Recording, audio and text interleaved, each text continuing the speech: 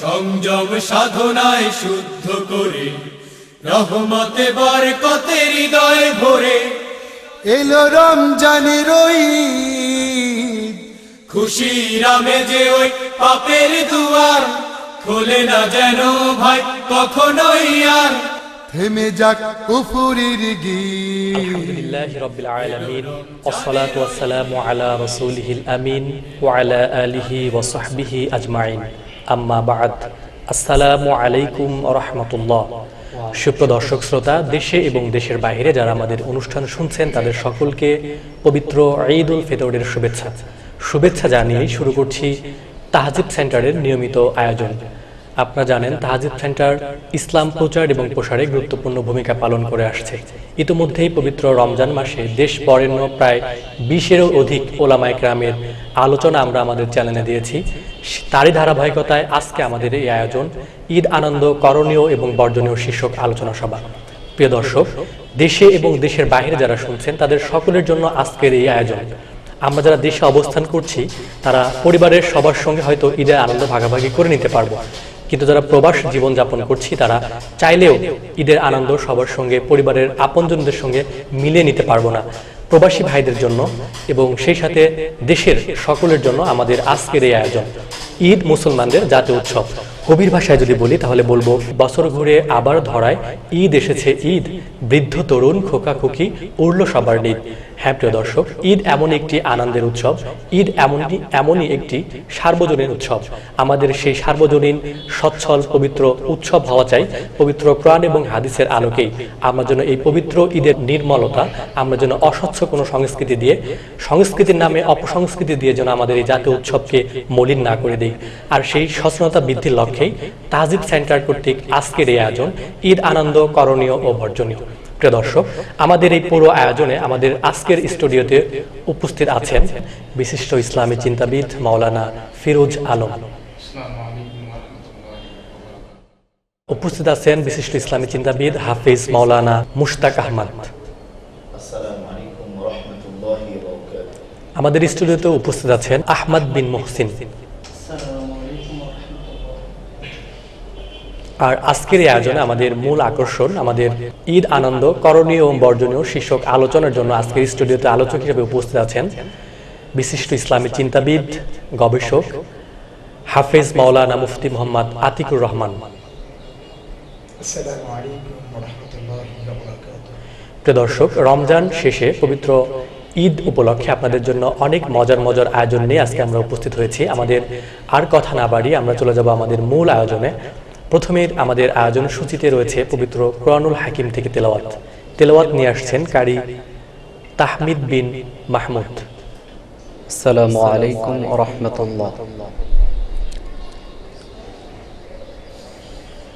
আউযু বিল্লাহি মিনাশ শাইতানির রাজীম।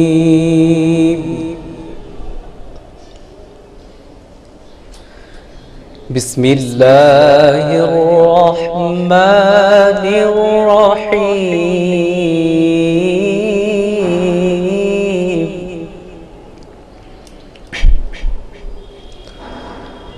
ইয়া আইয়ুহাল ইনসানু মা গররাকা বিরাব্বিকাল কারীম।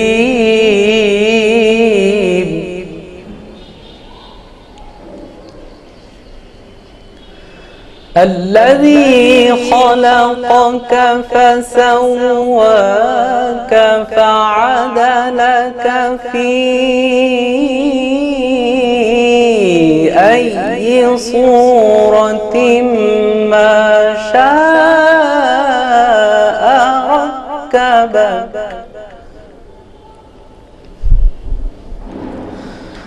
كلا بل تكذبون بالدين وإن عليكم لحافظين كراما كاتبين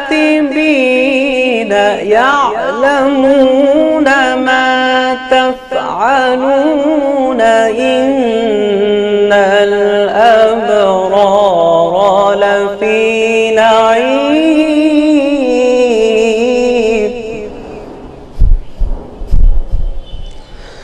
إن الأبرار لفي نعيم وإن الفجار لفي جحيم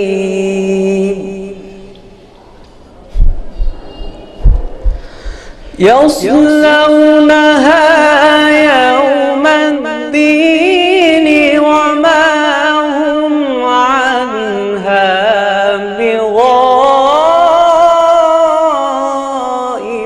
بغائبين وما أدراك ما يوم الدين ثم ما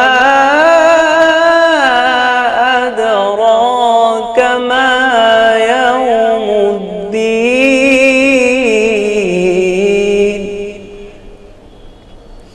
يوم لا تملك نفس لنفس شيئا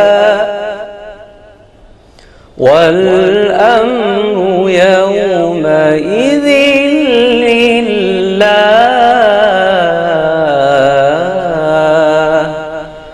صدق الله العظيم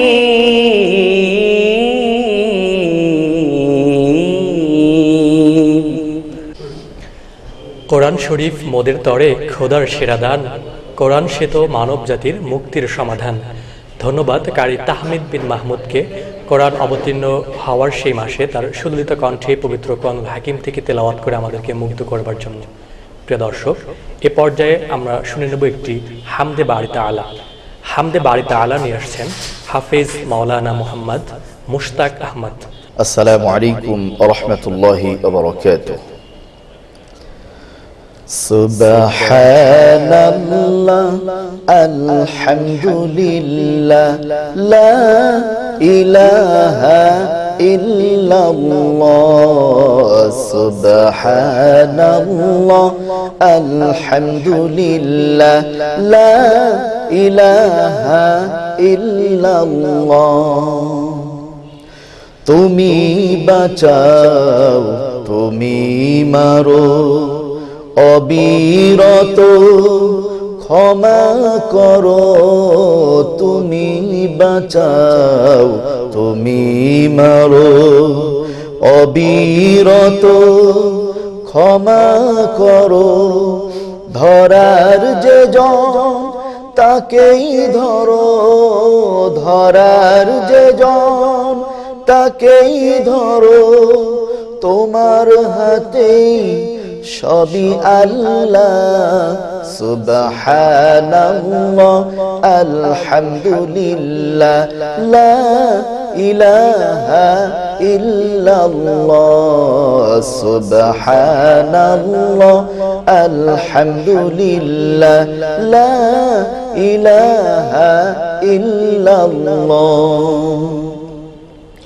তোমার রিজিক খেয়ে পড়ে অবাধ্য হই কেমন করে তোমার রিজিক খেয়ে পড়ে অবাধ্য হই কেমন করে খুঁজে না পাই কোনো ভাষা খুঁজে না পাই কোনো ভাষা শুকর করার তোমার আল্লাহ।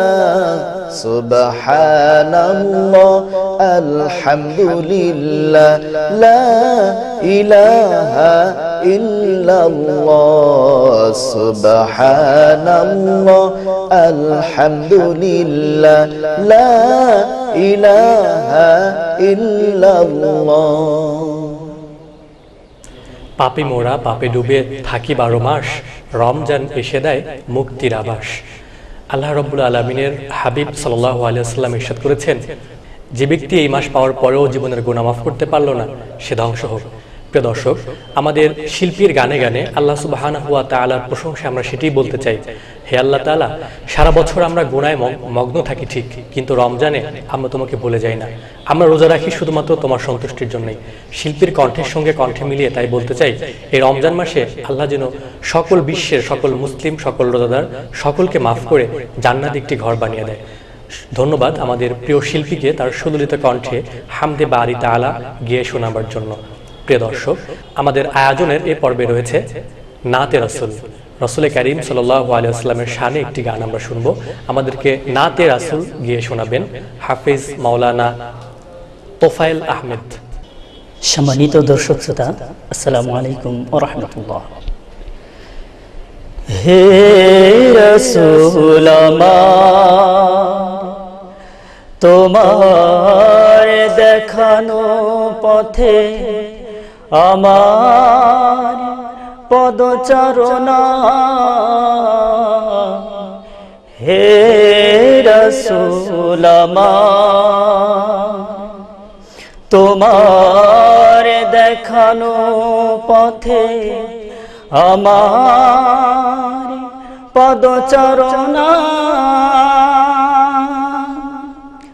তুমি মিশে আছো হে অন্তরে, তুমি মিশে আছো এই অন্তরে।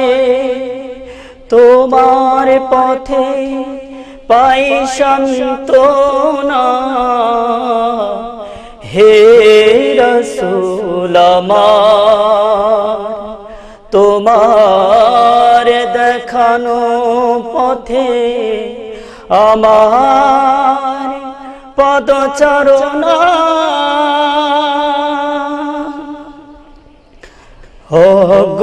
অজ্ঞতারাধারে ঢেকেছিল আমারে, আলোর জ্যোৎস্না খানি ফোটেনি অন্তরে।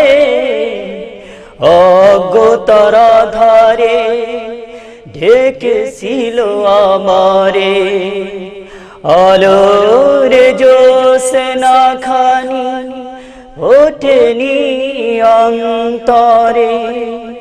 কোনদিন ভাবিনি আমার জগতে, কোনদিন ভাবিনি আমার জগতে আসতে পারে কোনো গান। হে রাসূল আমার, তোমার দেখানো পথে আমার পদচারণা।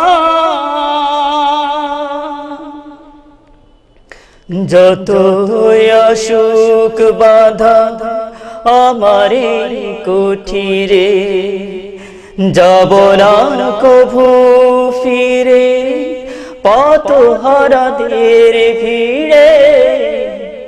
যত অসুখ বাধা আমার কুঠিরে, যাব না কভু ফিরে পথহারাদের ভিড়ে।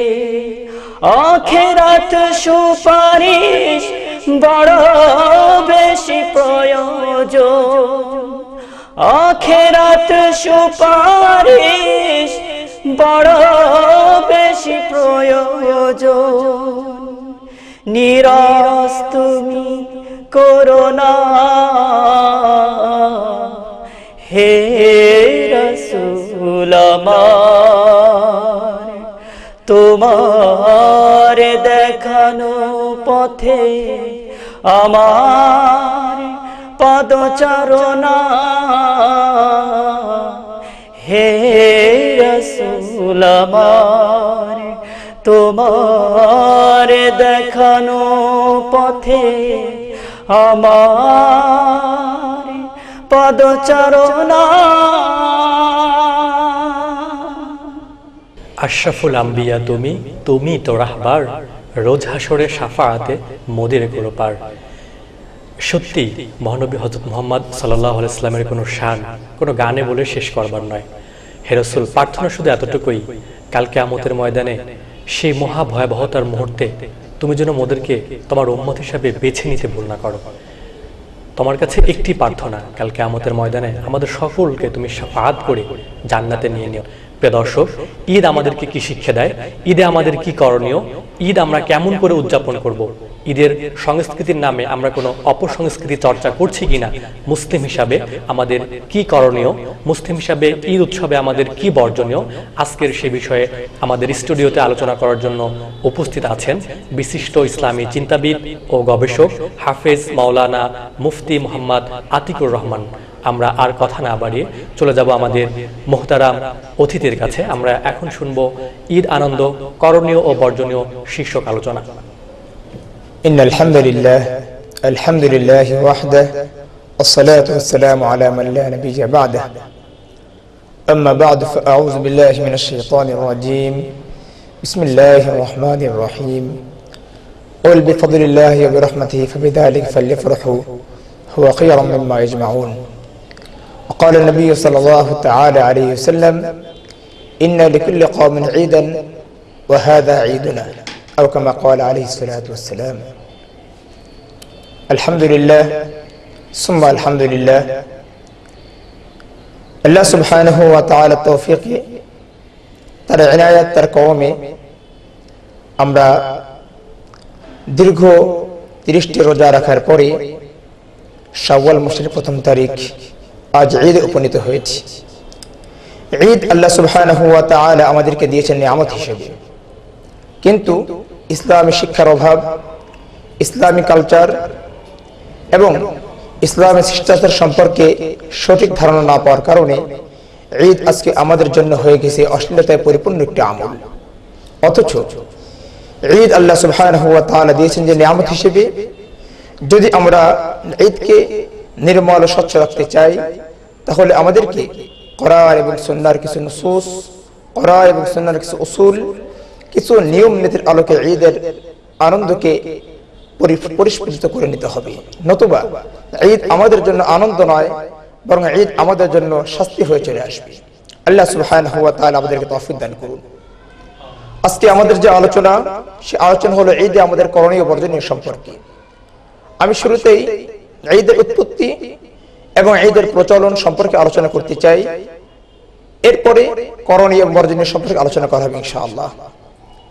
ঈদ একটি আরবি শব্দ, যার অর্থ ফিরে আসা, বারবার আসা।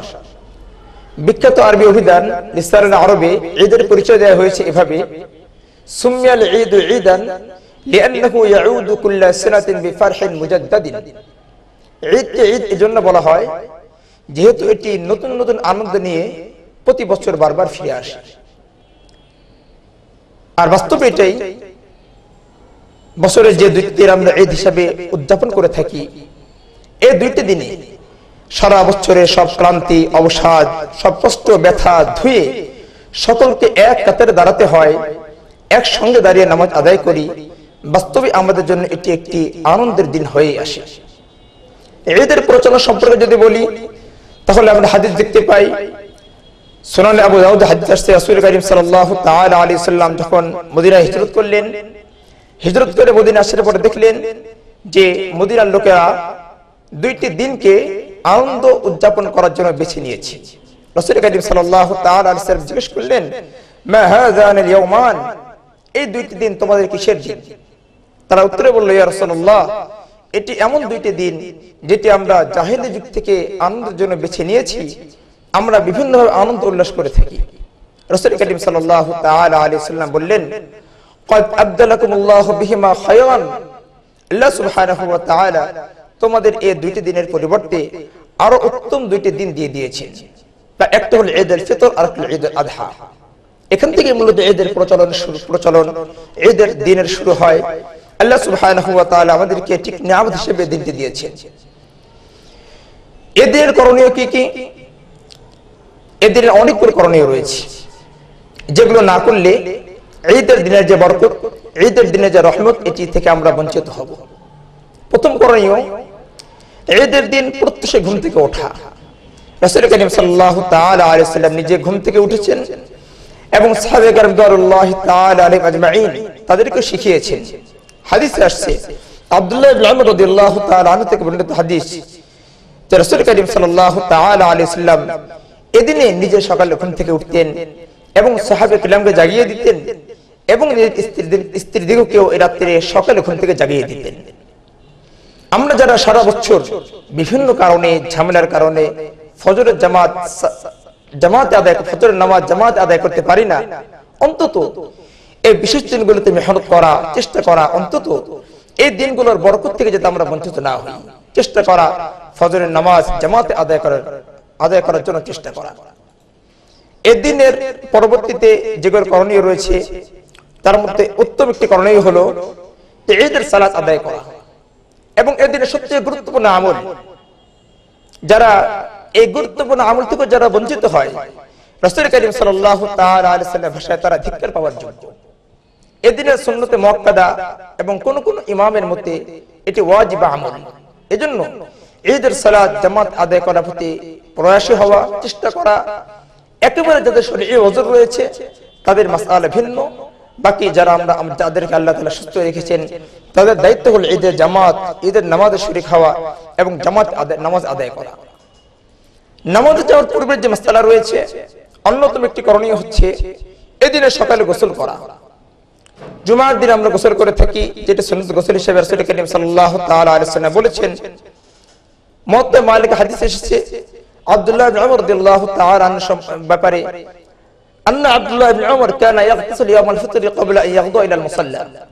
আব্দুল্লাহ ইবনে উমর রাদিয়াল্লাহু তাআলা আনহুমা ঈদের দিন প্রত্যুষে ঈদের মাঠে যাওয়ার আগে গোসল করে নিতেন।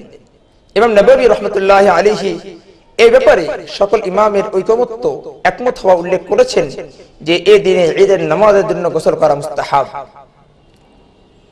ঈদের মাঠে যাওয়ার পূর্বে আরেকটা সুন্নাত হলো কিছু খাবার খেয়ে তারপর ঈদের মাঠে যাওয়া।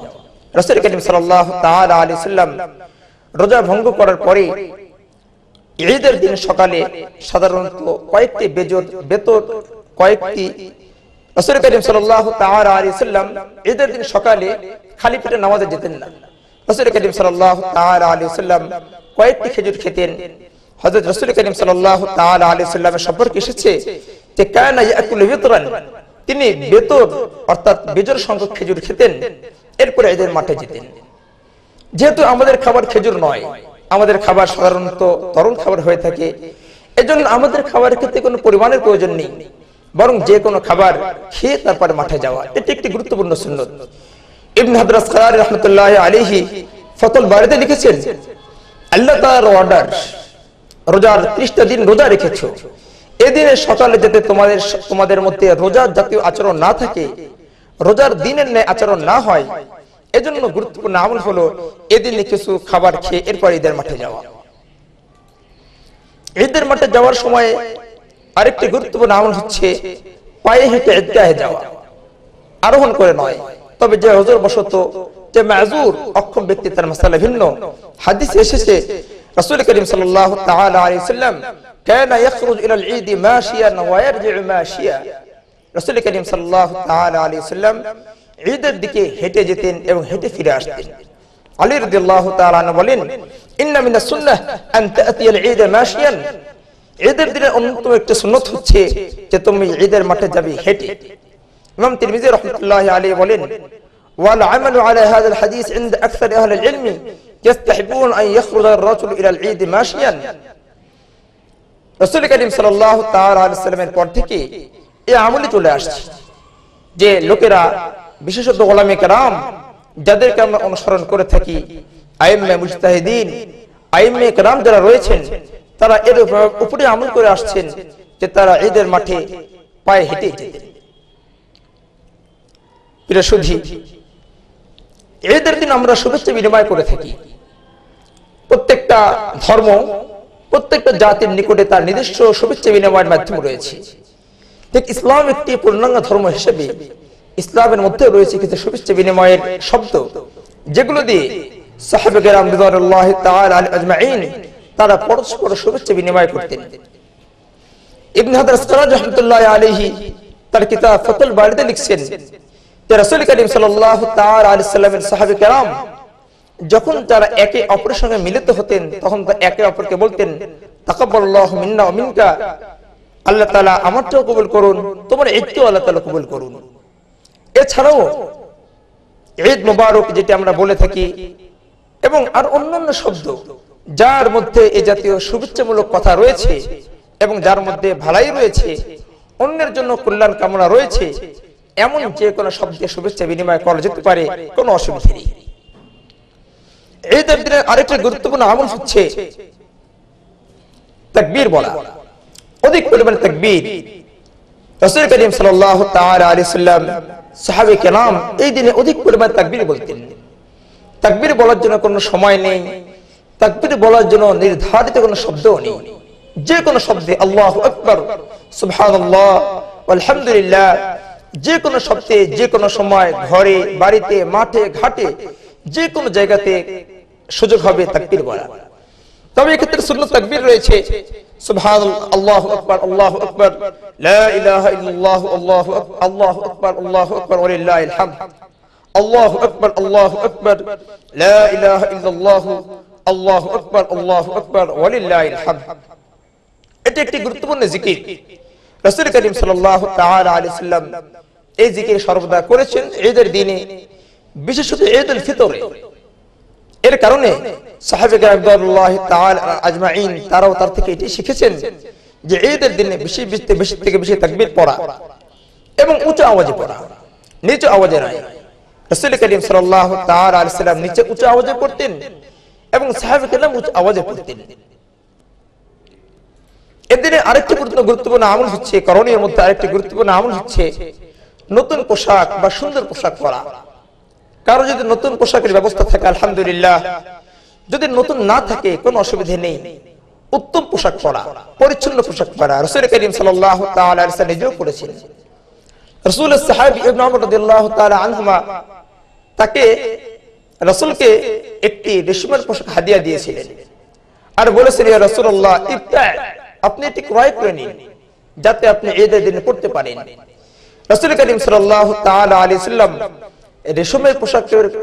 রেশম তৈরি পোশাক পরাকে হারাম বলতেন, এজন্য রাসূল সেটি গ্রহণ করেননি।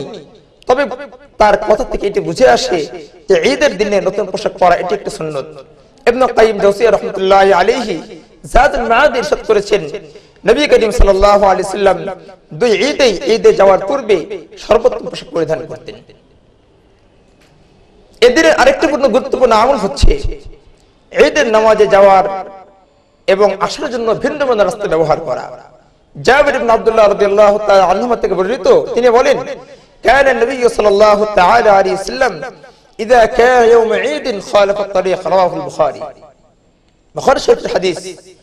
যে রাসূল করিম সাল্লাল্লাহু তাআলা আলাইহি ওয়াসাল্লাম ঈদের দিনে যাওয়ার জন্য ভিন্ন রাস্তা এবং আসার জন্য ভিন্ন রাস্তা ব্যবহার করতেন। এদিনে গুরুত্বপূর্ণ আরেকটি আমল হচ্ছে বেশি থেকে বেশি দোয়া এবং ইস্তিগফার করা। রাসূল করিম সাল্লাল্লাহু তাআলা আলাইহি ওয়াসাল্লাম বলেছেন, ইন্না লিরাব্বিকুম নাফহাতিন মিনাদ দাহরি ফাতাআরাযুনহা। আল্লাহ সুবহানাহু ওয়া তাআলা তোমাদের জন্য বিভিন্ন সময়কে উপঢৌকন হিসেবে, হাদিয়া হিসেবে দিয়ে দেন, তোমরা ওই সময়গুলোতে তোমরা নিজেদেরকে আল্লাহ তাআলা দরবারে পেশ করো। আর নিঃসন্দেহে ঈদের দিন একটি গুরুত্বপূর্ণ দিন। এই দিনে বেশি থেকে বেশি ইস্তিগফার করা। ইমাম ইবনে রাজব হাম্বলি রাহমাতুল্লাহি আলাইহি লাতাইফুল মারিফে ইরশাদ করেছেন যে নবী করিম সাল্লাল্লাহু আলাইহি ওয়াসাল্লাম ইরশাদ করেছেন যে মুসলমানদের যেন এই দিনে বেশি থেকে বেশি দোয়ায় অংশগ্রহণ করে। আল্লাহ সুবহানাহু ওয়া তাআলা আমাদেরকে তৌফিক দান করুন। এই দিনে আরো অনেক আমল রয়েছে, তার মধ্যে গুরুত্বপূর্ণ আরেকটা আমল যেটা ঈদের দিনের নয়, ঈদের পূর্বে আদায় করে দেয়া, সাদাকায়ে ফিতর। এই গুরুত্বপূর্ণ আমল যদিও নিসাব ওয়ালা লোকদের উপরে ওয়াজিব, কিন্তু এটা আদায়ের পরিমাণ, অঙ্কের পরিমাণ এতই কম যে এই আমল থেকে কেউ নিজেকে বঞ্চিত না করা। আমাদের বাংলাদেশ সরকারের জন্য একটা সাধারণ সংখ্যা ঘোষণা করেছে ৬০-৬৫ টাকা। লক্ষ্য করার বিষয় যে রাসূল করিম সাল্লাল্লাহু তাআলা আলাইহি ওয়াসাল্লাম এবং তার সাহাবী কিরাম তারা ৫টি খাবারের ভিতরে সাদাকায়ে ফিতর আদায় করতেন। তার মধ্যে অন্যতম হচ্ছে খেজুর, কিশমিশ, পনির, জব এবং গম। এই 5টি খাবারের মধ্যে বাংলাদেশে প্রচলিত সবচেয়ে কম দামি খাবার হচ্ছে গম এবং জব। রাসূল করিম সাল্লাল্লাহু তাআলা আলাইহি সাল্লামের যুগে গমের কোনো আবাদ ছিল না, তারা বাহির থেকে গম আমদানি করতেন, এজন্য তাদের নিকটে গম ছিল সবচেয়ে দামি খাবার। এরপরও ইবনে ওমর রাদিয়াল্লাহু তাআলা আনহুমা সারা জীবন চেষ্টা করতেন গম দিয়ে আদায় করার জন্য, কারণ এটি তাদের নিকটে সবচেয়ে দামি খাবার ছিল। অথচ আমাদের নিকটে সবচেয়ে কম দামি খাবার হলো গম, আর এটিকে আমরা বেছে নিয়েছি সদকা ফিতরা আদায় করার জন্য। এটা সুন্নত পদ্ধতি নয়, বরং সুন্নত পদ্ধতি হচ্ছে এটি যে যে ব্যক্তির যে পরিমাণ সামর্থ্য আছে, যার সামর্থ্য যত বেশি সে তত উত্তম খাবারের সদকা ফিতরা আদায় করবে। আল্লাহ তাআলা যদি আমাকে আপনাকে সামর্থ্য দান করে, আমরা চেষ্টা করব সবচেয়ে দামি খেজুর দিয়ে সদকা ফিতরা আদায় করা। যদি কেউ খেজুর দিয়ে আদায় না করতে পারে, তাহলে তার জন্য উত্তম হচ্ছে সে কিশমিশ, এরপরে রয়েছে পনির এবং অন্যান্য দামি খাবার দিয়ে আদায় করা। গম একেবারে যারা গরিব, যারা পারে না বা যাদের উপরে ওয়াজিব নয়, তারা তো গম দিয়ে আদায় করবে। রাসূল করিম সাল্লাল্লাহু তাআলা আলাইহি সাল্লামের জীবনী থেকে আমরা এটাই খুঁজে পাই, এটি রাসূল করিম সাল্লাল্লাহু আলাইহি সাল্লামের সুন্নাত বলে আমরা খুঁজে পাই। সুপ্রিয় দর্শক শ্রোতা, আমরা ঈদ আনন্দ, করণীয় এবং বর্জনীয় আলোচনা শুনছিলাম। আমরা আবারও আলোচনায় ফিরে যাব। ঈদের দিন সত্যি অন্যরকম একটি দৃশ্য, যেদিন আমরা ভেদাভেদ ভুলে যাই, ধনী গরিবের অসাম্য ভুলে যাই, আমরা সবাই মিলে শান্তির কাতারে, সাম্যর কাতারে দাঁড়িয়ে যাই। এই দিন আমরা মনোমালিন্য ভুলে যাই, আমাদের নিজেদের মধ্যে হিংসা বিদ্বেষ ভুলে যাই, পুরো ধরায় যেন জান্নাতে একটি পরিবেশ বিরাজ করে। প্রিয় দর্শক শ্রোতা, আমার সেরকম একটি মজার দিন, সেরকম একটি আনন্দের দিন, সেরকম একটি মহৎ দিনের আলোচনায় শুনছিলাম। আমরা আলোচনায় আবার যাব। ঈদের দিনের যদি ছোট্ট করে বলতে চাই, তাহলে কবির ভাষায় বলা যায়, ধনী গরিব নেই তফাৎ আজ, খুলল খুশির দ্বার, নামাজ শেষে কোলাকুলি, দৃশ্য চমৎকার। প্রিয় দর্শক, ঈদের এই আয়োজনে ঈদের গান নিয়ে আমাদের স্টুডিওতে এখন উপস্থিত আছেন মাওলানা ফিরোজ আলম। আমরা মোহতারামের কাছে ঈদের গান শুনবো। আসসালামু আলাইকুম ওয়া রাহমাতুল্লাহি ওয়া বারাকাতুহু। শান্তি সুখের বার্তা নিয়ে এলো খুশির, শান্তি সুখের বার্তা নিয়ে এলো খুশির। তাই তো আজি ভোর বেলাতে ভাঙল সবার নিদ, শান্তি সুখের বার্তা নিয়ে এলো খুশির, শান্তি সুখের বার্তা নিয়ে এলো খুশির। খোকা খুকু খুলছে দুয়ার, সরিয়ে পারে খুশির জোয়ার। খোকা খুকু খুলছে দুয়ার, সরিয়ে পারে খুশির জোয়ার। সবার মনে ছড়িয়ে পড়ে, সবার মনে ছড়িয়ে পড়ে দুঃখ ভোলার জিদ। তাই তো আজি ভোর বেলাতে ভাঙল সবার নিদ, শান্তি সুখের বার্তা নিয়ে এলো খুশির, শান্তি সুখের বার্তা নিয়ে এলো খুশির। দীর্ঘ একটি মাস ধরে সিয়াম সাধনার পর, সওয়ালের প্রথম তারিখে আজি নামলো খুশির ঢল। দীর্ঘ একটি মাস ধরে সিয়াম সাধনার পর, সওয়ালের প্রথম তারিখে আজি নামলো খুশির ঢল। সবাই করে কোলাকুলি, সবাই করে কোলাকুলি, জানায় খোশামদিদ। তাই তো আজি ভোর বেলাতে ভাঙল সবার নিদ, শান্তি সুখের বার্তা নিয়ে এলো খুশির ঈদ, শান্তি সুখের বার্তা নিয়ে এলো খুশির ঈদ। ফিতরা যাকাত গরিবদের হাতে দারাজ দিলে বিলিয়ে দিতে, ফিতরা যাকাত গরিবদের হাতে দারাজ দিলে বিলিয়ে দিতে, দুঃখী সুখী সবাই যেন, দুঃখী সুখী সবাই যেন হলো শান্তি বিদ। তাই তো আজি ভোর বেলাতে ভাঙলো সবার নিদ, শান্তি সুখের বার্তা নিয়ে এলো খুশির ঈদ, শান্তি সুখের বার্তা নিয়ে এলো খুশির ঈদ। গরিব ধনী এক কাতারে কাঁধে কাঁধে যাই মিলিয়ে, গরিব ধনী এক কাতারে কাঁধে কাঁধে যাই মিলিয়ে, বিভেদ ভোলার দিন এলো রে, বিভেদ ভোলার দিন এলো রে, এলো দিল তাকিদ। তাই তো আজি ভোর বেলাতে ভাঙলো সবার নিদ, শান্তি সুখের বার্তা নিয়ে এলো খুশির ঈদ, শান্তি সুখের বার্তা নিয়ে এলো খুশির ঈদ।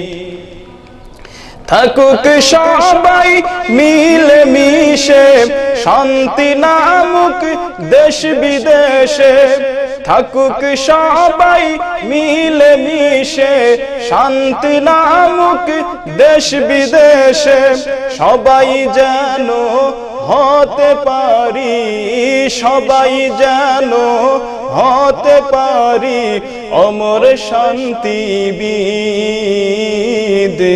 তাই তো আজি ভোর বেলাতে ভাঙলো সবার নিদ, শান্তি সুখের বার্তা নিয়ে এলো খুশির ঈদ, শান্তি সুখের বার্তা নিয়ে এলো খুশির ঈদ।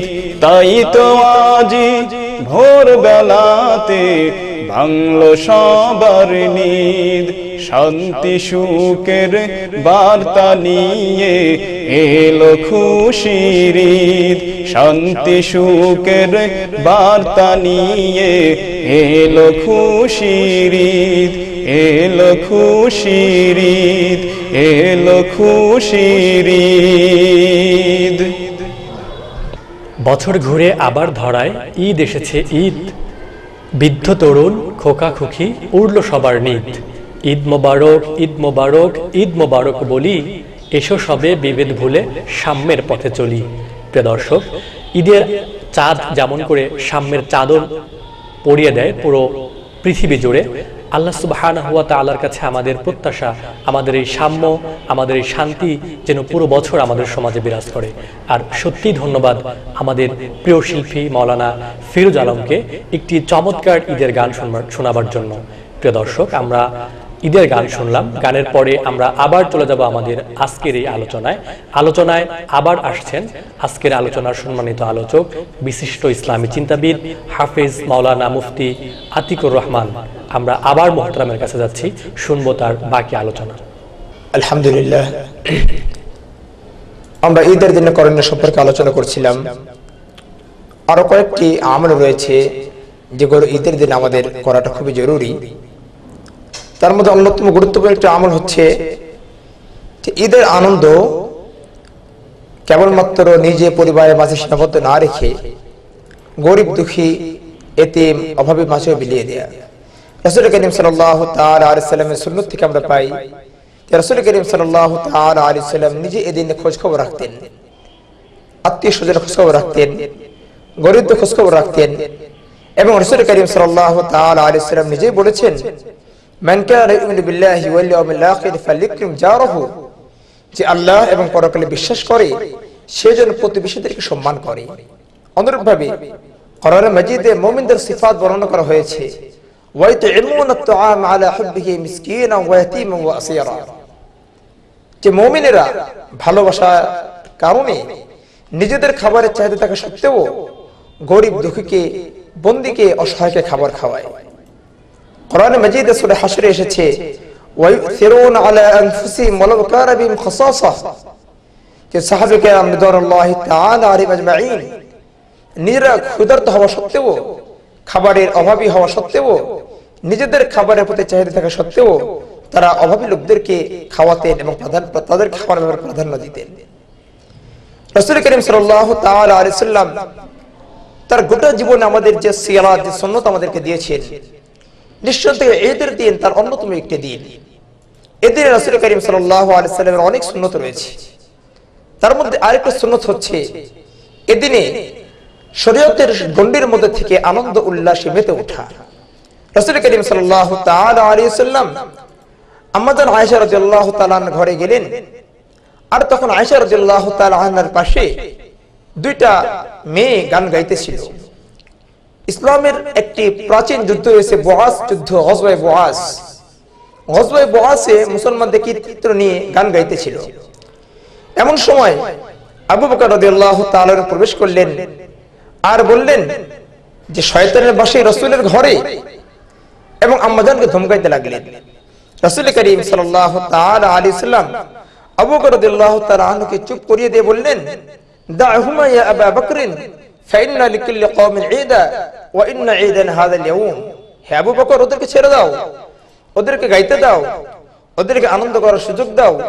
প্রত্যেকটা জাতির আনন্দের দিন রয়েছে, আর আজকের এই দিনটি আমাদের আনন্দের দিন।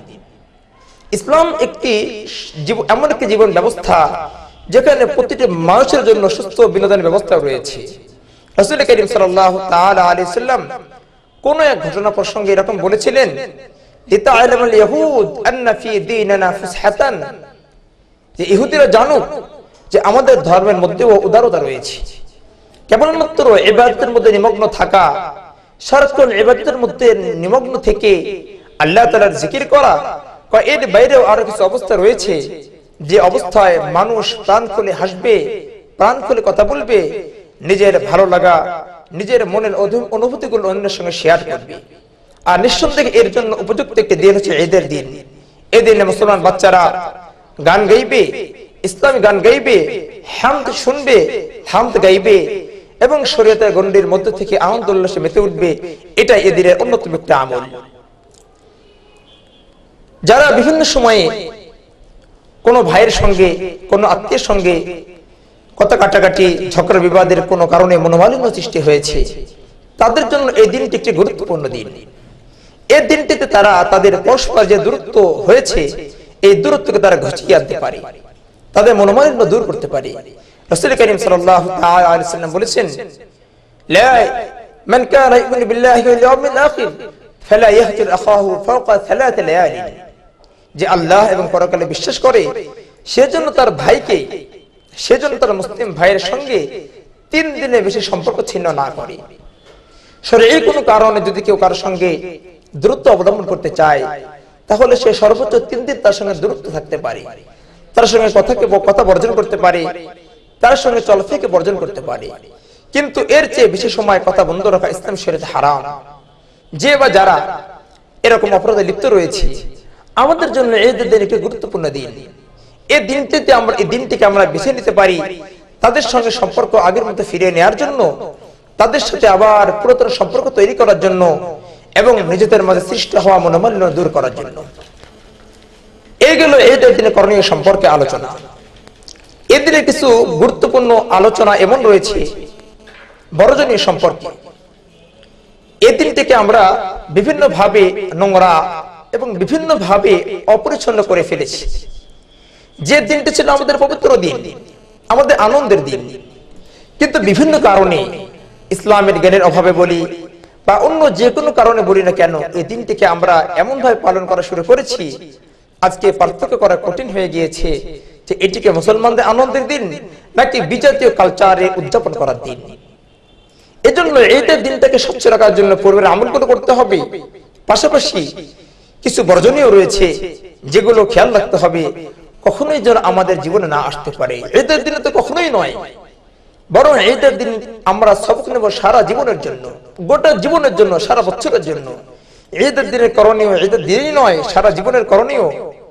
ঈদের দিনে যেগুলো বর্জনীয় বলা হবে শুধু ঈদের দিনে নয়, বরং সারা বছর আমরা সেগুলো বর্জন করব। ঈদের দিনে অন্যতম একটি বর্জনীয় আমল হচ্ছে রোজা রাখা, রোজা না রাখা। রাসূল করিম সাল্লাল্লাহু তাআলা আলাইহি সাল্লামের সুন্নাত থেকে আমরা পাই যে সারা বছরের 5 দিনে রোজা হারাম, তার মধ্যে অন্যতম হচ্ছে রোজার দিন।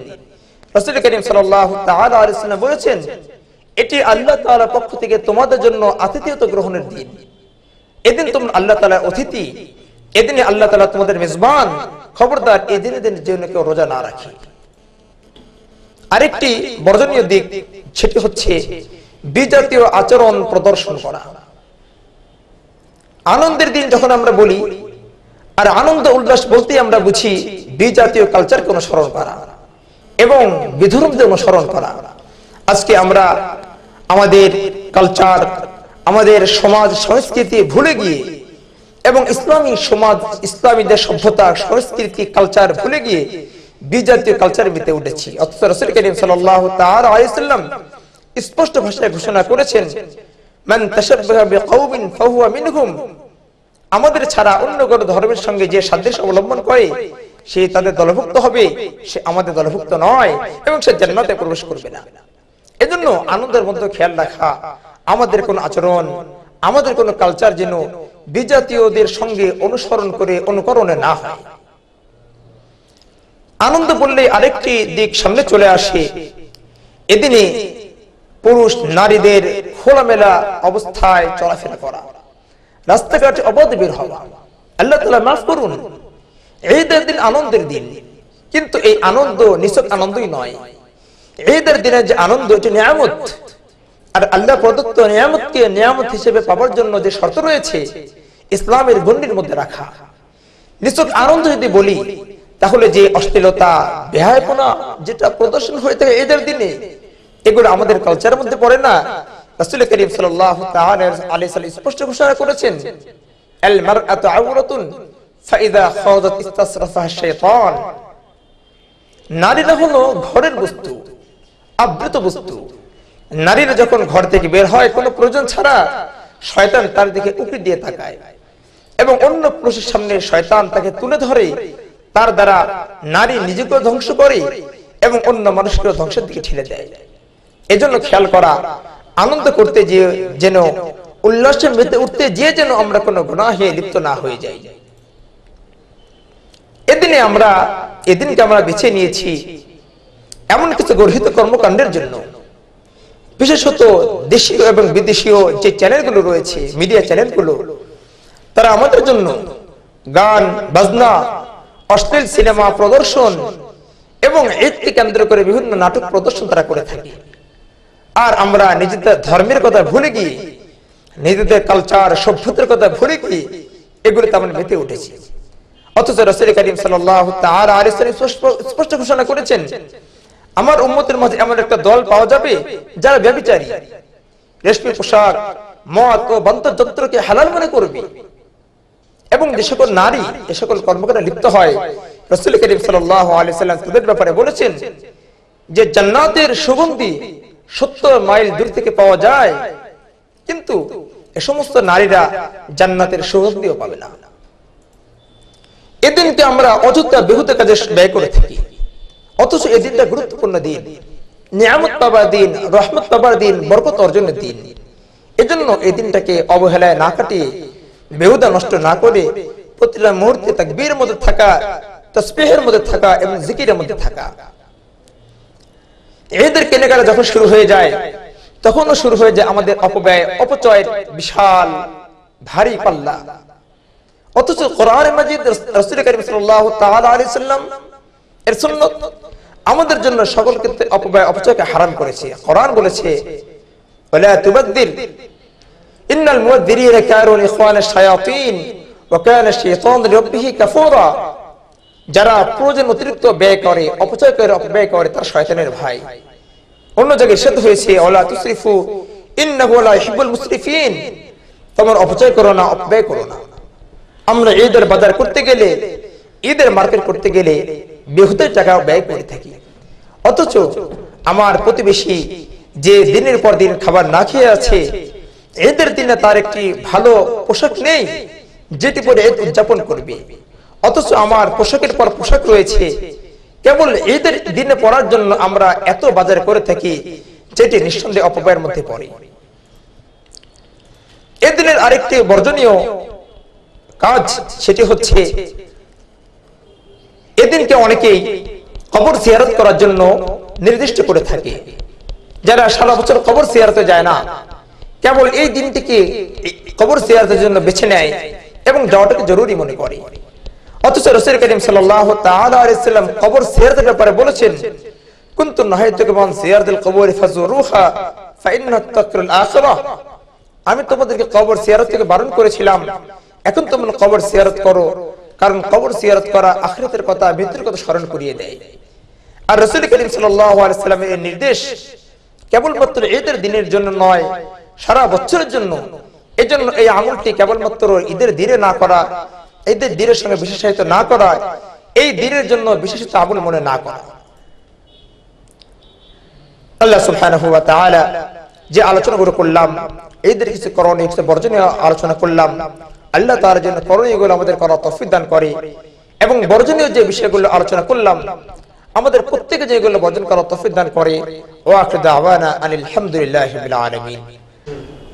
প্রিয় দর্শক, আমরা এতক্ষণ পর্যন্ত আমাদের বিজ্ঞ আলোচকের আলোচনা শুনলাম। আশা করি ঈদ আনন্দ, করণীয়, বর্জনীয়র মধ্যে তার আলোচনার মধ্যে প্রায় সব বিষয় এসে গেছে। তারপরেও আমাদের স্টুডিওতে অতিথি উপস্থিত আছেন। আমরা এ পর্যায়ে একটু প্রশ্ন উত্তর পর্বে চলে যাব। আর প্রথমেই প্রশ্ন নিয়ে আসছেন মাওলানা মুশতাক আহমদ। আসসালামু আলাইকুম ওয়া রাহমাতুল্লাহি ওয়া বারাকাতুহু। মুহতারাম আলোচকের কাছে আমার 2-3টি জিজ্ঞাসা। এক, আমি জানতে চাচ্ছিলাম যে গোটা বিশ্বের মধ্যে বিভিন্ন জাতি, ধর্ম, বর্ণ তাদের একটা সম্মেলন হয়, বিভিন্নভাবেই হয়। তো আমাদের মুহতারাম উনি বলবেন যে ঈদটা আমরা আসলে এটা কি সম্মেলন মনে করতে পারি? আলহামদুলিল্লাহ, মুহতারাম ভাই সুন্দর প্রশ্ন করেছেন। প্রত্যেক জাতি তার নিজস্ব কালচার, নিজস্ব সভ্যতা, সংস্কৃতি বিকাশের জন্য বিভিন্নভাবে বিভিন্ন অনুষ্ঠান আয়োজন করে থাকে। ঠিক আল্লাহ সুবহানাহু ওয়া তাআলা মুসলমান জাতিদের কালচার, সভ্যতা, সংস্কৃতিকে প্রকাশ করার জন্য 2টি দিন দিয়েছেন, ঈদুল ফিতর এবং ঈদুল আযহা। রাসূল করিম সাল্লাল্লাহু তাআলা আলাইহি ওয়াসাল্লাম যে হাদিসটি আমাদের আলোচনা বলা হয়েছে, মদিনা যাওয়ার পরে তাদের নিজস্ব কালচার দেখার পরে, জাহেলি কালচার দেখার পরে তিনি বলেছিলেন আল্লাহ সুবহানাহু ওয়া তাআলা তোমাদের এই 2টি দিনকে পরিবর্তন করে আল্লাহ তাআলা এমন 2টি দিন দিয়েছেন যে 2টি দিনে তোমরা আনন্দ উল্লাস করবে। তার মধ্যে একটি হলো ঈদুল ফিতর, অপর হলো ঈদুল আযহা। আলহামদুলিল্লাহ। আমার 2 নম্বর প্রশ্ন বিজ্ঞ আলোচকের কাছে আমি জানতে চাচ্ছিলাম যে ঈদের দিনে অনেকগুলো গুরুত্বপূর্ণ করণীয় আছে, তার মধ্যে মনে হয় আরো 2-1টি করণীয় আছে। এক হলো মিসওয়াক করা, নখ সাফ করা। এই বিষয়গুলো যদি উনি আরেকটু বলতেন তাহলে আমরা কৃতজ্ঞ হতাম। মুহতারাম যে প্রশ্নগুলো করেছেন, মিসওয়াক করা, নখ কাটা, মোষ, গোফ এগুলোকে খাটো করা, বগলের লোম পরিষ্কার করা, নাভির নিচের লোম পরিষ্কার করা, এগুলো মূলত ঈদের দিনের সাথে বিশেষত কোনো আমল নয়। এগুলো হলো পরিষ্কার পরিচ্ছন্নতার আমল, যেটি একটি মুমিনের নির্ধারিত সময়ের মধ্যে করতেই হবে। সাহাবা কেরাম রাদিয়াল্লাহু তাআলা আজমাইন তারা বলতেন আমরা কখনো এগুলো 15 দিনের বাইরে যেতে দিতাম না, তার আগে আমরা এগুলো করে ফেলতাম। এবং রাসূল করিম সাল্লাল্লাহু তাআলা আলাইহি ওয়াসাল্লাম সুন্নাত থেকে এটিও পাই যে রাসূল করিম সাল্লাল্লাহু তাআলা আলাইহি ওয়াসাল্লাম প্রতি সপ্তাহে জুমার দিনে এই পবিত্রতা অর্জন করতেন। নখ কেটে ফেলতেন, গোপ খাটো করতেন, বগলের লোম পরিষ্কার করতেন, নাভির নিচের লোম পরিষ্কার করে ফেলতেন। আর যেহেতু ঈদের দিন একটি পবিত্র দিন, একটি পরিচ্ছন্ন দিন, এই দিনটিকে আমি নিজেকে নির্মল করার জন্য, স্বচ্ছ রাখার জন্য নিঃসন্দেহে এগুলো গুরুত্বপূর্ণ আমল। এজন্য যারা পূর্বে এগুলো করিনি, অন্তত ঈদের দিনের পবিত্র রক্ষার্থে আমরা এই আমলগুলো করব। গুরুত্বপূর্ণ আমল, ইনশাআল্লাহ আল্লাহ তাআলা আমাদেরকে অনেক সওয়াব দান করবেন। বিজ্ঞ আলোচকের কাছে জানতে চাচ্ছিলাম যে অন্যান্য জাতি ধর্ম যে সমস্ত মানুষগুলো আছে ধর্মের, তারা বিভিন্ন ভাষায় ঈদের আনন্দের শুভেচ্ছা বিনিময় করে থাকেন। তো আমরা মুসলিম হিসেবে আসলে কোন শব্দে আমরা ঈদের শুভেচ্ছা বিনিময় করতে পারি, সেই শব্দগুলো বিজ্ঞ আলোচক যদি বলতেন আমরা কৃতজ্ঞ হতাম। শুকরিয়া। জি, যা আপনি কি বলেছেন এর উত্তর আমরা বলতে পারি যে জুবাইর ইবনে নুফাইর একজন তাবিঈ, তিনি বলতেন যে সাহাবে কেরাম রাদিয়াল্লাহু তাআলা আলাইহিম আজমাইন তারা ঈদের দিন একে অপরকে এভাবে শুভেচ্ছা বিনিময় করতেন একে অপরের সঙ্গে, তাকাব্বালাল্লাহু মিন্না ওয়া মিনকা। ইবনে হাজার আসকালানী রাহমাতুল্লাহি আলাইহি ফাথুল বায়াতে এটি উল্লেখ করেছেন।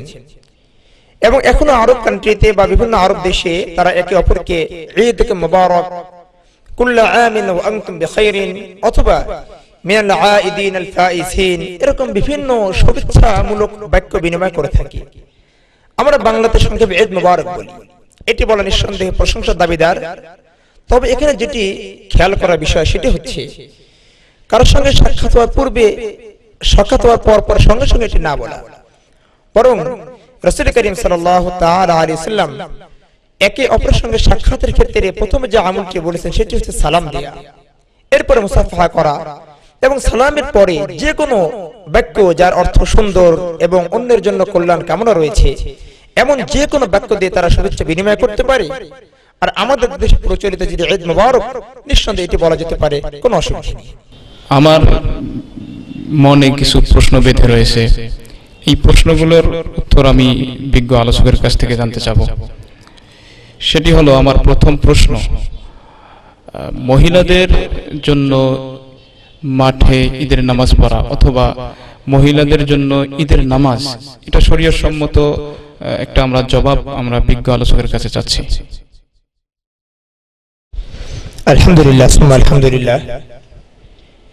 রাসূল করিম সাল্লাল্লাহু তাআলা আলাইহি ওয়াসাল্লাম আমাদের জন্য যে দ্বীনের প্রবর্তন করেছেন, এটি একটি পরিপূর্ণ দ্বীন এবং পরিপূর্ণ জীবন ব্যবস্থা, যার মধ্যে প্রতিটি সমস্যার একটি সুন্দর সমাধান রয়েছে।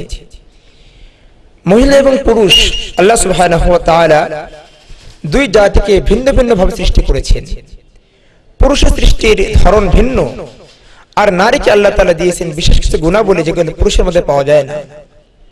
এজন্য রাসূল করিম সাল্লাল্লাহু তাআলা আলাইহি ওয়াসাল্লাম ইবাদতের ক্ষেত্রে প্রত্যেকের জন্য ভিন্ন ভিন্ন জায়গা নির্ধারণ করে দিয়েছেন। রাসূল করিম সাল্লাল্লাহু তাআলা আলাইহি ওয়াসাল্লাম ইরশাদ করেছেন যে নারীদের জন্য ঘরের উত্তম জায়গা হলো তার বাড়ি, তার চেয়ে উত্তম হলো তার ঘর, তার চেয়ে উত্তম হলো তার ছোট ঘর, তার চেয়ে উত্তম হলো ঘরের কুঠরি অথবা ঘরে এমন জায়গা যে জায়গাতে সাধারণত পুরুষেরা যাতায়াত করেন, এমন জায়গা সবচেয়ে উত্তম, যেটাকে আরবিতে বা হাদিসে কায়রুল বাইত বলা হয়েছে। মানে ঘরের এমন নির্জন জায়গা যেখানে সাধারণত নামাজের প্রয়োজন ছাড়া কেউ যেতে চায় না।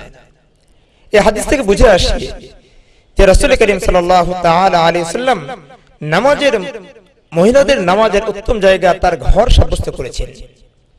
এর থেকে ঈদের নামাজ এবং ঈদ ছাড়া অন্যান্য যত নামাজ রয়েছে সে সকল নামাজের জন্য মহিলাদের উত্তম জায়গা ঘর বলে প্রমাণিত হয়। বাকি প্রশ্ন রয়ে যায় ঈদের জন্য কি করবে। এর প্রথম উত্তর হচ্ছে ঈদের নামাজ মহিলাদের উপর ওয়াজিব নয়, সুন্নতে মুআক্কাদাও নয়। পুরুষের জন্য ঈদের নামাজ কেউ বলেছেন সুন্নতে মুআক্কাদা, কেউ বলেছেন ওয়াজিব, যেটি হোক না কেন, কিন্তু নারীদের উপর ঈদের নামাজ পড়া না ওয়াজিব না সুন্নতে মুআক্কাদা। আর যেটি নারীদের উপর আবশ্যক নয় সেটি করতে তারা কেন বের হবে? উপরন্তু একটি নফল আমল করতে যে যদি কোনো নারী রাস্তায় বের হয় এবং এর দ্বারা যদি কোনো পুরুষ ফিতনায় পতিত হয় তাহলে অনেক বড় গুনাহে পতিত হওয়ার সম্ভাবনা রয়েছে। রাসূল করিম সাল্লাল্লাহু তাআলা আলাইহি ওয়াসাল্লামের যুগে আমরা দেখতে পাই যে অনেক সময় নারীরা ঈদের নামাজে যেতেন, কিন্তু পরবর্তীতে অন্যান্য খলিফা যারা রয়েছেন, আবু বকর রাদিয়াল্লাহু তাআলা আনহু, ওমর ফারুক রাদিয়াল্লাহু তাআলা আনহু এবং পরবর্তী খলিফাদের সময়ে মহিলারা নামাজ যেতেন না। কারণ রাসূল করিম সাল্লাল্লাহু তাআলা আলাইহি ওয়াসাল্লামের যুগে যে সকল পুরুষেরা ছিল তারাও ছিল অনেক মাহফুজ, তারা নিজেদেরকে গুনাহ থেকে বাঁচিয়ে রাখতেন, দৃষ্টি অবনত রাখতেন। অন্যদিকে যে সকল নারীরা ছিল তারাও চাইতেন নিজেদেরকে আবৃত করে রাখার জন্য, নিজেদেরকে এমন জায়গাতে রাখার জন্য যে জায়গায় থাকলে বা যে অবস্থায় থাকলে পুরুষের দৃষ্টি পড়বে না এবং তার দ্বারা কেউ ফিতনায় পড়বে না এবং তার দ্বারা কোনো গুনাহ হবে না। এজন্য ইবনে ওমর রাদিয়াল্লাহু তাআলা আনহু বলতেন যে আমার যুগে যদি কেউ কোনো নারী মসজিদে যেতে চায় তাকে আমি বাধা দিব।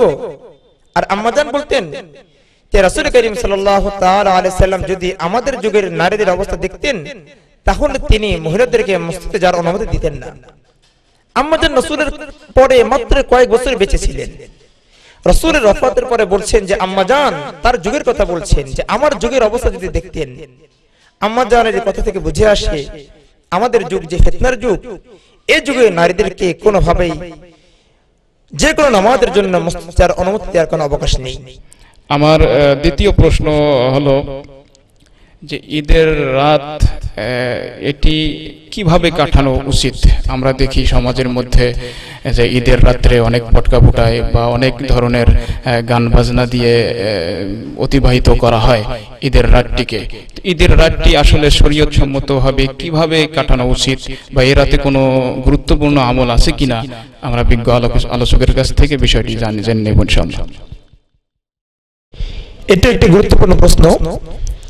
বছরে যে সকল রাত্র আল্লাহ তাআলার নিকটে খুব গুরুত্বপূর্ণ এবং মহিমান্বিত, যেগুলো যে রাত্রকে আল্লাহ সুবহানাহু ওয়া তাআলা অতীব গুরুত্ব দিয়েছেন এবং আমাদের আমলের জন্য রাসূল করিম সাল্লাল্লাহু তাআলা আলাইহি ওয়াসাল্লাম নির্দেশ দিয়েছেন, তার মধ্যে অন্যতম একটি রাত হচ্ছে 2000 রাত্র। এই রাতগুলোর গুরুত্ব এবং ফজিলত অনেক বেশি।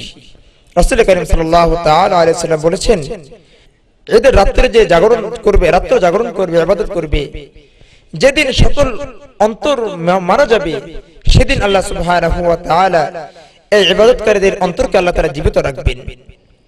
এজন্য এই দিনগুলোকে অবহেলায়, রাতগুলোকে অবহেলায় না কাটিয়ে, কেবলমাত্র বিনোদন আনন্দে না কাটিয়ে এ সকল রাত্র আল্লাহ তাআলার জন্য জাগরণ করা, জিকিরের জন্য জাগরণ করা এবং সুন্নাত পদ্ধতিতে ইবাদত করা আল্লাহ সুবহানাহু ওয়া তাআলা তৌফিক দান করুন।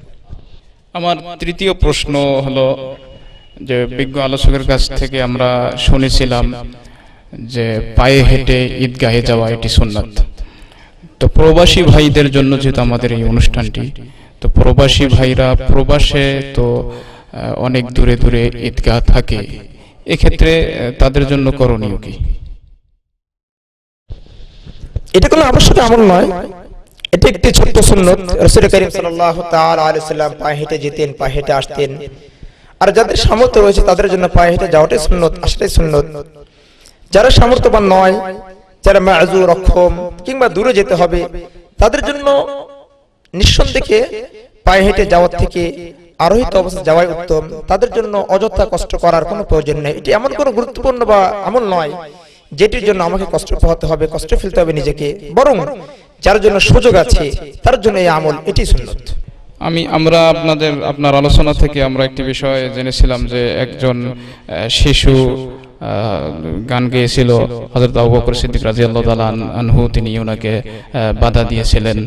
আসলে গানটি কি শরীয়ত বহির্ভূত গান ছিল? হাদিসটি বুখারীতে এসেছে যে আম্মাজান আয়েশা রাদিয়াল্লাহু তাআলা আনহার ঘরে দুইটি নারী, দুইটি কন্যা একেবারেই ছোট, তারা গান গাইতেছিল এবং যে গানের মধ্যে বুআস যুদ্ধে মুসলমান মুজাহিদদের কৃতিত্ব সম্পর্কে আলোচনা ছিল। রাসূল করিম সাল্লাল্লাহু আলাইহি সাল্লামের সামনে দুটো বাচ্চা গান গাইতেছে, এটা আবু বকর রাদিয়াল্লাহু তাআলা আনহু খুব সহজে মেনে নিতে পারেননি। তার ইজতিহাদ এবং তার চিন্তা থেকে এটা আপত্তিকর মনে হচ্ছিল। এজন্য আবু বকর রাদিয়াল্লাহু তাআলা আনহু ধমক দিয়েছিলেন আর বলেছিলেন যে কেন তোমরা এরকম নাচানাচি করছো আর শয়তানের বাঁশি রাসূলের ঘরে কেন বাজাচ্ছো? কিন্তু রাসূল করিম সাল্লাল্লাহু আলাইহি সাল্লাম তার ভুল ভাঙালেন এবং তাকে বুঝিয়ে দিলেন যে এটা আনন্দের দিন। এই আনন্দের দিনে যদি কেউ শরীয়তের গণ্ডির মধ্যে থেকে, শরীয়তের মধ্যে থেকে যদি আনন্দ করতে চায়, অশ্লীলতাকে বর্জন করে, বেহায়াপনাকে বর্জন করে, নিশ্চয় এমন কথা যার মধ্যে কোনো গুনাহ নেই বা বাজনা নেই, এমন কথা দিয়ে যদি কেউ আনন্দ উদযাপন করতে চায় তাহলে এটি নিষেধ নয়। এটি রাসূল করিম সাল্লাল্লাহু তাআলা আলাইহি সাল্লাম একথা বলে বুঝিয়েছেন, আলা ইন্না লিকুল্লি কওমিন ঈদান ওয়া ইন্না ঈদানা হাযাল ইয়াউম। হে আবু বকর, জেনে রাখো যে প্রত্যেকটা জাতে আনন্দের দিন রয়েছে, আর আমাদের জন্য আনন্দের দিন হলো এটি। আমার সর্বশেষ প্রশ্ন সেটি হলো, আপনার আলোচনা থেকে আমরা জেনেছিলাম কিশমিশ, পনির, খেজুর, জব, গম এই 5টি দানা দিয়ে সাহাবা আজমাইনদের যুগে সদকাতুল ফিতর আদায় করতেন। তো আমাদের দেশে বা অনেক দেশেই, বিশেষ করে ভারতীয় উপমহাদেশে একটা জিনিস চালু আছে, সেটা হলো যে গম দিয়ে আদায় করে। তো এই ক্ষেত্রে সুন্নাত পদ্ধতি কি, এটা আমরা জানতে চাচ্ছি। রাসূল করিম সাল্লাল্লাহু তাআলা আলাইহি ওয়াসাল্লামকে জিজ্ঞেস করা হয়েছিল, আইয়ু সাদাকাতি আফদাল, হে নবী কোন ধরনের সদকা উত্তম? তখন রাসূল করিম সাল্লাল্লাহু তাআলা আলাইহি ওয়াসাল্লাম বলেছিলেন, আগলাহা নাফসান ওয়া আনফাসাহা ইনদা আহলিহা, সদকার মধ্যে ওইটা সবচেয়ে উত্তম যেটি মূল্য দিক থেকে দামি এবং যাকে দিব অভাবীদের নিকটে মূল্যবান। এর থেকে বুঝে আসে যে সদকা এবং যাকাতের ক্ষেত্রে ওই পদ্ধতি অবলম্বন করা, ওই সুন্নতকে অবলম্বন করা যেটির মধ্যে অভাবীদের অধিক কল্যাণ কামনা রয়েছে। আমরা যে 5টি খাবারের কথা শুরুতে বলেছি, সেটির মধ্যে সবচেয়ে কম দামি খাবার হচ্ছে গম। আর রাসূল করিম সাল্লাল্লাহু তাআলা আলাইহি ওয়াসাল্লামের যুগে গম ছিল সবচেয়ে বেশি দামি খাবার। এজন্য গম দিয়ে যদি কেউ আদায় করে তাহলে মাত্র অর্ধ-সা, মানে প্রায় 1 কেজি 600 গ্রাম মতো। এর বিপরীতে যেটি দামি খাবার, খেজুর, কিশমিশ, পনির, যেগুলো দামি খাবার, সেগুলো দিয়ে আদায় করলে প্রায় অনেক বেশি দিতে হয়। অথচ আমাদের দেশে যেটা সবচেয়ে কম দামি খাবার, সেটা দিলেও 1.5 কেজি। আর যদি কেউ গম দিয়ে দিতে, যদি কেউ অন্যান্য খাবার খেজুর, পনির, কিশমিশ দিয়ে আদায় করতে চায় তাহলে অনেক বেশি দিতে হয়। এর থেকে বুঝে আসে যে রাসূলের যুগের সবচেয়ে দামি ছিল গম, কম দামি ছিল খেজুর, পনির, কিশমিশ। আর আমাদের যুগে সবচেয়ে কম দামি হলো গম, আর অন্যগুলো সবচেয়ে বেশি দাম।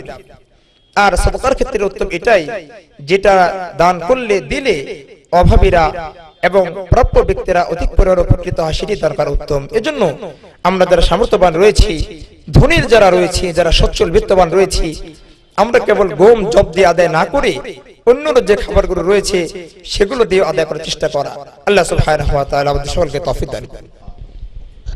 গম দিলে অর্ধ-6, তাহলে পনির, কিশমিশ, খেজুর এগুলো দিলে অর্ধ-সা আদায় করবে নাকি 1/4 আদায় করবে, এবং সেটার পরিমাণ কি? যদি কেউ খেজুর, কিশমিশ এবং পনির দিয়ে আদায় করে তাহলে 100 এর পরিমাণটা হলো 3.25 কেজি, আর অর্ধ-সা হলো 1.5 কেজি। 3.25 কেজি ঠিক নয়, বরং 4.25 কেজি হয়। আর অর্ধ-সা যদি কেউ আদায় করে, মানে গম দিয়ে যদি কেউ আদায় করে, গম এবং জব দিয়ে, তাহলে অর্ধ-সা মানে হলো 1 কেজি 600 গ্রাম। ধন্যবাদ প্রিয় দর্শক শ্রোতা, আমরা আমাদের আয়োজনের একদম শেষ পর্যায়ে চলে এসেছি। আমাদের আয়োজন শেষ। আমাদের পুরো আয়োজনের শেষে দেশ এবং দেশের বাইরে সকল দর্শক শ্রোতা এবং সকল মুসলিম উম্মার জন্য দোয়া কামনা করে আমাদের অনুষ্ঠান শেষ হবে। তো দোয়া পরিচালনা করবেন আজকের অনুষ্ঠানের সম্মানিত আলোচক, বিশিষ্ট ইসলামী চিন্তাবিদ হাফেজ মাওলানা মুফতি আতিকুর রহমান, এবং তিনার মোনাজাতের মধ্য দিয়েই আমাদের অনুষ্ঠান শেষ হবে। তো তার আগেই এতক্ষণ উপস্থাপনায় আপনাদের সঙ্গে ছিলাম আমি মাহমুদ রনি। সকলের সুস্বাস্থ্য মঙ্গল কামনা করে এবং সকলকে আবারও ঈদের শুভেচ্ছা জানিয়ে আজকের মতো আয়োজন এখানে শেষ করছি। আসসালামু আলাইকুম ওয়া রাহমাতুল্লাহি ওয়া বারাকাতুহু। আলহামদুলিল্লাহ রাব্বিল আলামিন, ওয়াসসালাতু ওয়াসসালামু আলা রাসূলিল আমিন মুহাম্মাদিন ওয়া আলা আলিহি ওয়া আসহাবিহি আজমাইন। ربنا فاغفر لنا ذنوبنا وكفر عنا سيئاتنا وتوفنا مع الأبرار. رب ارحمهما كما ربياني صغيرا. رب ارحمهما كما ربياني صغيرا. يا رب العالمين, লম্বা সময় ধরে আমরা দিন কিছু আলোচনা করেছিলাম রব্বুল আলামিন। কোরআন তেলাওয়াত শুনেছি রব্বুল আলামিন। কোরআন সুন্নাহ থেকে কিছু দিন আলোচনা করেছি ইয়া রব্বুল আলামিন। জানি না কতটা ভুল ত্রুটি আমরা করে ফেলেছি রব্বুল আলামিন। ইয়া রাব্বুল আলামিন, সকল ভুল ত্রুটি মাফ করে দিয়ে আমাদের শুদ্ধ করে আমল করার তৌফিক দান করুন। ইয়া রাব্বুল আলামিন, সত্যিকার অর্থে মুমিন হওয়ার তৌফিক দান করো। রব্বুল আলামিন, বাস্তবিক অর্থে দিনদার হওয়ার তৌফিক দান করো। ইয়া রাব্বুল আলামিন, সুন্নত জীবন আমাদেরকে দান করো। ইয়া রাব্বুল আলামিন, হালালের উপরে নিজের জীবনকে সন্তুষ্ট রাখার তৌফিক দান করো। সকল প্রকার হারামকে বর্জন করার তৌফিক দান করো। ইয়া রাব্বুল আলামিন, ক্ষুদ্র গুনাহ থেকে বড় গুনাহ, সকল গুনাহকে বর্জন করার তৌফিক দান করো। ইয়া রাব্বুল আলামিন, জেনে না জেনে গোপন প্রকাশ্যে কত গুনাহ করেছি রব্বুল আলামিন, সকল পুরো গুনাহ থেকে তওবা করার তৌফিক দান করো। ইয়া রাব্বুল আলামিন, আজকে আমাদের আয়োজনকে তুমি কবুল করে নাও। রব্বুল আলামিন, আমাদের প্রত্যেককে আমল করার তৌফিক দান করো। রব্বুল আলামিন দূরে বসে যে বাজারে আলোচনা শুনেছেন রব্বুল আলামিন প্রত্যেককে তুমি আমল করার তৌফিক দান করো, প্রত্যেককে তুমি আমল করার তৌফিক দান করো। রব্বুল আলামিন হকের উপর অবিচল থাকার তৌফিক দান করো। রব্বুল আলামিন দ্বীনের উপর ইস্তেকামত আমাদেরকে দান করো। রব্বুল আলামিন আমাদের পারস্পরিক মনোমালিন্য দূর করে দাও। রব্বুল আলামিন গোটা বিশ্বে মুসলমানদের অবস্থাকে সুন্দর করে দাও, মুসলমানদের হাতকে মজবুত করে দাও ইয়া রাব্বুল আলামিন। রব্বুল আলামিন যারা আমরা মুসলমান আমাদের মধ্যে ইসলামী ভাতৃত্বকে জাগিয়ে দাও রব্বুল আলামিন। রব্বুল আলামিন কাফেরদের উপরে আমাদের প্রভাব বিস্তার করার তৌফিক দান করো। রব্বুল আলামিন শুদ্ধ চেতনা নিয়ে চলার তৌফিক দান করো। রব্বুল আলামিন গুনাহকে বর্জন করার তৌফিক দান করো। রব্বুল আলামিন যারা আমাদের থেকে বিদায় নিয়ে দুনিয়া থেকে চলে গিয়েছে রব্বুল আলামিন তাদেরকে তুমি মাফ করে দাও। রব্বুল আলামিন জান্নাত ফেরদৌসের ফয়সালা করে দাও, তাদের কবরকে জান্নাতের টুকরা বানিয়ে দাও, সকল প্রকার গুনাহ বর্জন করার তৌফিক দান করো। সাল্লাল্লাহু তাআলা আলা খায়রি খালকি মুহাম্মদ ওয়া আলা আলিহি ওয়া আসহাবিহি আজমাইন আমিন বিরহমাতিকা ইয়া আরহামার রাহিমিন।